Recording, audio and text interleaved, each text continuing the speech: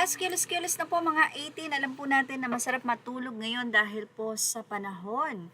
Pero kailangan pong mag-double time dahil Fun Army Face-Off 2026 ng Billboard Semifinals Mass Voting ay ngayon po ang tapos ng semifinals. So nakalagay po dito August 12 to August 17, 12 p.m.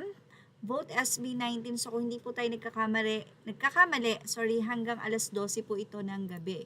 As of now, si Bruno Mars ay may 39.5%, si Harry Styles ay 60.5%, SB19 53.2%, Benson Boone 46.8%, widen the gap dahil po medyo maliit-liit po yung gap between Benson and SB19. So kung sakasakali pong makakapasok ang SB19 ay si Harry Styles, baka po sila ang magtagpo sa finals dahil medyo si Bruno Mars po ay nasa 39.5%, kalahati po halos ang lamang ni Harry Styles.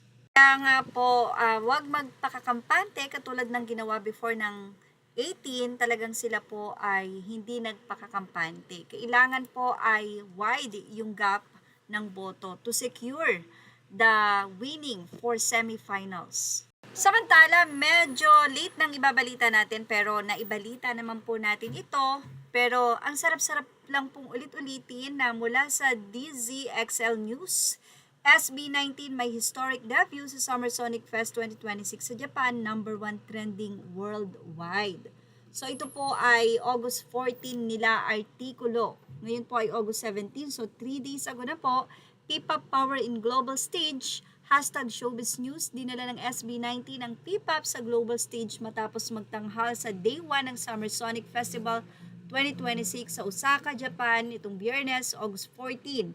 Siyempre natapos na rin po ang kanilang 15 sa Tokyo naman, Summer Sonic sa Pacific Stage. Ipinamalas ng P-Pop Kings ang high energy tampok ang kanilang biggest hits kung saan na-showcase ang Filipino music sa international audience sa isa sa pinakamalaking music festival sa Japan. But anyway, grabe po ang viral ng SB19 especially sa kanila nga pong performance doon sa Summer Sonic sa Tokyo sa Pacific Stage. Marami po ang nagsabi na napaka-versatile po daw ng voice ng SB19 dahil iba't ibang klaseng kanta ang kanila nga pong ipinakita doon. Hindi lamang po yung rapping, kundi pati mga ballad. So, sabi nga natin, ang SB19 ay napaka-mix ng kanilang mga boses, no? Nakakatuwa at marami ring mga Japanese casual ang nagsabi na hindi talaga importante ang language sa kanta. Meaning, hindi mo kailangang ikaw ay Pinoy, kumanta ka ng Japanese para maintindihan nila. No.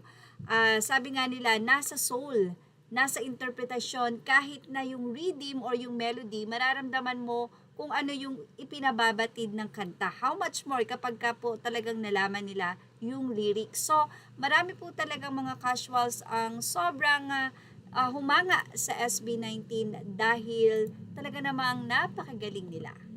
Patuloy lang pong tumutok for more updates, images, or all credit to the rightful owners. Thank you for watching. Please like, share, and subscribe.